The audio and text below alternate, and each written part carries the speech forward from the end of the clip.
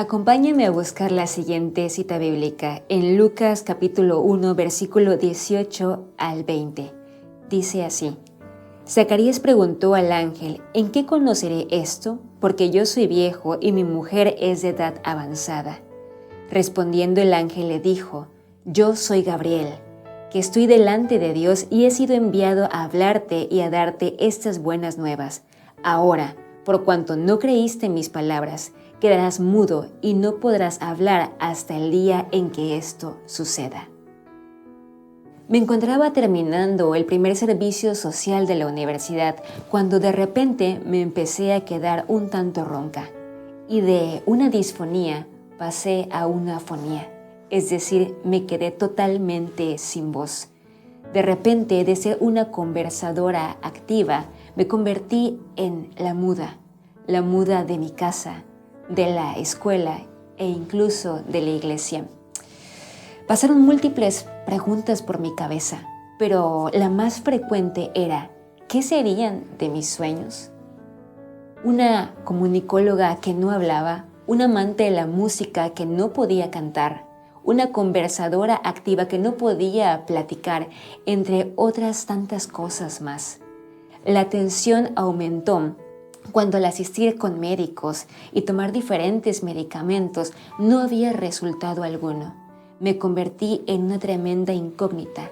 No sabíamos por qué había perdido la voz. Las burlas no se hicieron esperar. De repente había comentarios como: Sirenita, ¿quién te robó la voz? O que conteste Wendy: oh, no, ya me acordé que tú no puedes. O ¿qué dijiste? No me grites, no me estés gritando. Lo que ellos no sabían, lo que no podían contemplar, es que esas palabras realmente dolían. Interesante, las palabras dolían. En esos 2 meses, mis sentidos empezaron a desarrollar de manera increíble, tal vez mucho más de los que ya estaban antes. Empecé a notar cómo el polvo que estaba en el techo caía y al entrar en contacto con la luz que entraba por la ventana, brillaba.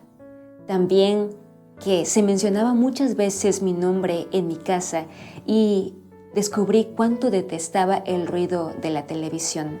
Entonces me empecé a preguntar si tal vez, como a Zacarías, la pérdida de voz se debía a alguna falta de fe que había tenido por alguna circunstancia, cuestión que Dios me había dicho y que yo no había creído.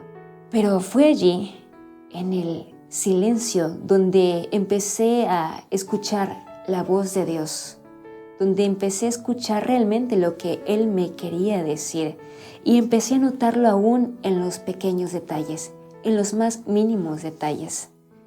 Una mañana me levanté de la cama y lo primero que pregunté fue: ¿qué hay de comer? Cuando mi familia me escuchó, se sorprendieron muchísimo y lo primero que dijeron fue: ¿hablaste? En efecto, había hablado, pero nunca supimos hasta en ese momento cuál fue la razón por la cual había perdido la voz, hasta que me ocurrió 2 veces más en años distintos. Fue allí donde me pregunté realmente: Señor, ¿qué es lo que hice? Un día tú me dijiste que mi voz sería un instrumento para bendecir a mucha gente, pero de ser una persona realmente conversadora, me he convertido nuevamente en la muda y he caído nuevamente en el silencio. Las palabras hirientes volvieron, las burlas volvieron. Interesante, las palabras hieren. Mis palabras herían también.